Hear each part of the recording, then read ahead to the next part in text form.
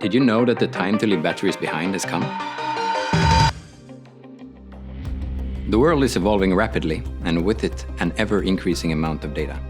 All this data enables a wealth of possibilities to optimize building operations. But how will we power the trillions of sensors necessary to collect all this data? Wired solutions are the traditional way to power electronics. They're a reliable power solution, but they're often too expensive and not flexible enough. Battery-powered solutions offered some improvements, but the drawbacks are the maintenance cost for replacing batteries and that disposable batteries are subject to potential regulations. Their use also brings up critical issues on social responsibility and environmental sustainability. The innovative approach is to use light power to make self-powered devices. Epishine's indoor solar cells use indoor light to power sensors and other low-power electronics.